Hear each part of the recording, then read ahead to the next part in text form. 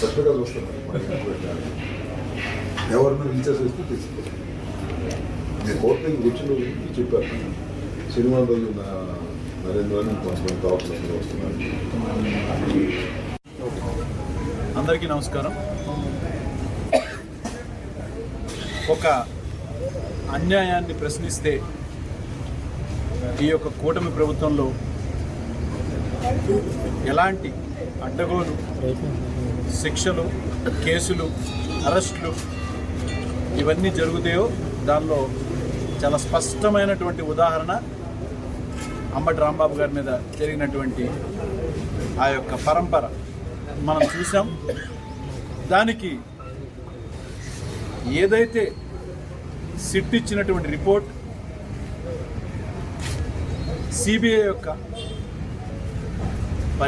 పర్యవేక్షణలో జరిగినటువంటి ఆ యొక్క రిపోర్ట్ని తీసుకున్న తర్వాత కూడా దాని మీద ఒక తప్పుడు ప్రచారం చేస్తే, ఎక్కడో బయట మామూలుగా మాట్లాడింది మీడియా పరంగా కాదు, పబ్లిక్గా పెట్టినటువంటి బ్యానర్లని మీరు తప్పు చేస్తున్నారు, మా నాయకుడు చేయని దానికి మీరు ఎందుకు చేస్తున్నారని ప్రశ్నించినటువంటి రాంబాబు గారి మీద పెట్టిన కేసులు, మరి ఆయన మీద దాడి చేసినటువంటి వాళ్ళకేమో గంటలో స్టేషన్ బెయిల్ ఇచ్చి తీసుకెళ్ళిపోయారు.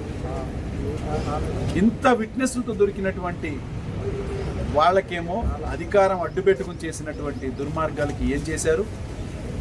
కేవలం ఇది తప్పు చేస్తున్నారు మీరు అని ప్రశ్నించిన వ్యక్తికేమో 18 రోజుల పాటు జైలు కూడా, సెంట్రల్ జైలుకి పంపించారంటే ఏదో కరుడు కట్టినటువంటి ఒక తప్పు చేసినటువంటి వాళ్ళని పంపించేటువంటి సెంట్రల్ జైలుకి పంపించి మేము పెద్ద శిక్ష వేసామని చెప్పని ఆనందపడ్డారు.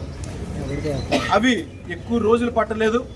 ప్రజలు కానీ, ముఖ్యంగా మా పార్టీ వాళ్ళు కానీ, అలానే మా యొక్క కులం వాళ్ళు కానీ అందరూ కూడా, సామాజిక వర్గం వాళ్ళు అందరూ కూడా చాలా గట్టిగా స్పందించి దీని మీద ఇది నిజంగా అన్యాయం, చెయ్యని తప్పుకి అంబటి రాంబాబు గారి మీద మీరు పెట్టినటువంటి కేసులు కానీ, లేదా మీరు తప్పనిసరిగా ఈ యొక్క దీన్ని వెనక్కి తీసుకోవాలని చెప్పని,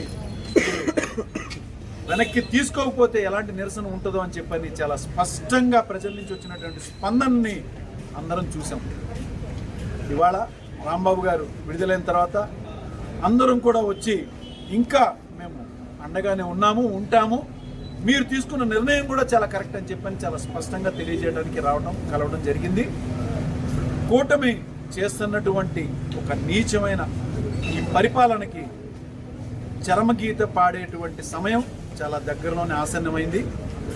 అది వాళ్ళంతట వాళ్ళుగా చేస్తున్నటువంటి దీన్ని తప్పనిసరిగా మేము అదే అధికార బలంతో, అదే పద్ధతిలో మేము ఎదుర్కొంటాము.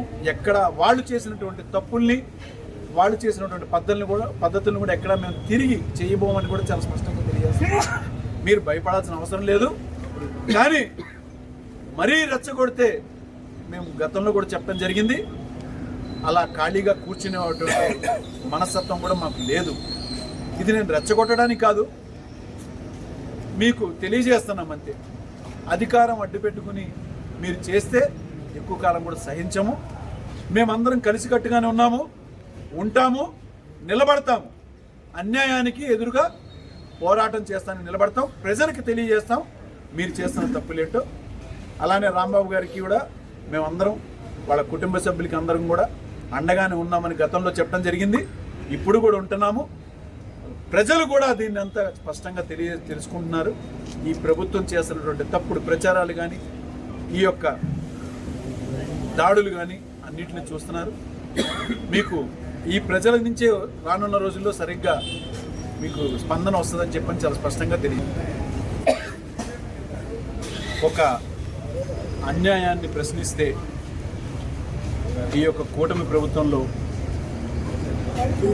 ఎలాంటి అడ్డగోలు శిక్షలు, కేసులు, అరెస్టులు ఇవన్నీ జరుగుతాయో దానిలో చాలా స్పష్టమైనటువంటి ఉదాహరణ అంబటి రాంబాబు గారి మీద జరిగినటువంటి ఆ యొక్క పరంపర మనం చూసాం.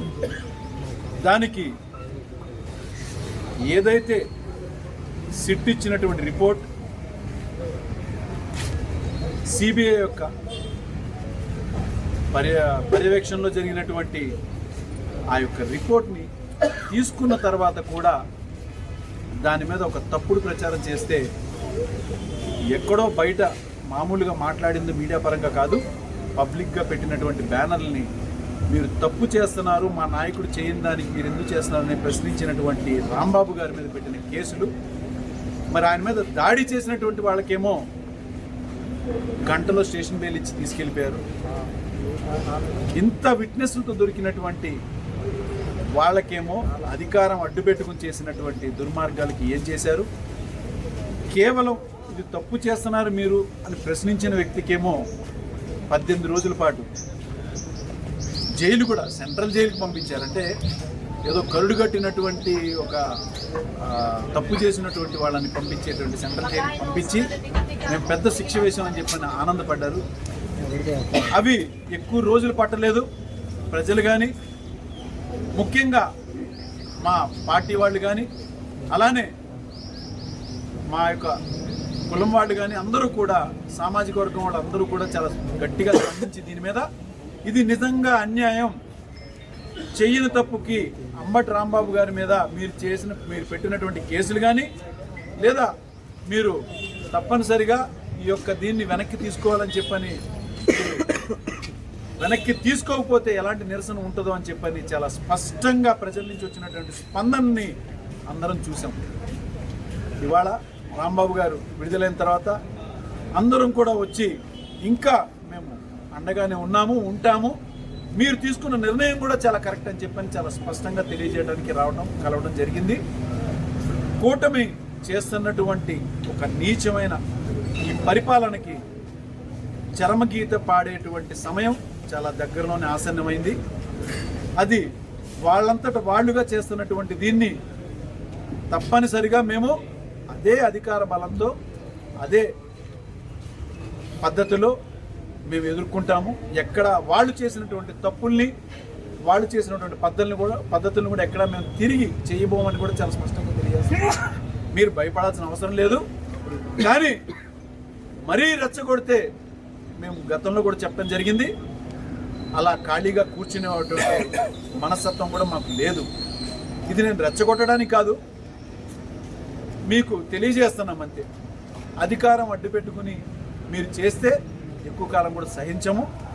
మేమందరం కలిసికట్టుగానే ఉన్నాము, ఉంటాము, నిలబడతాము.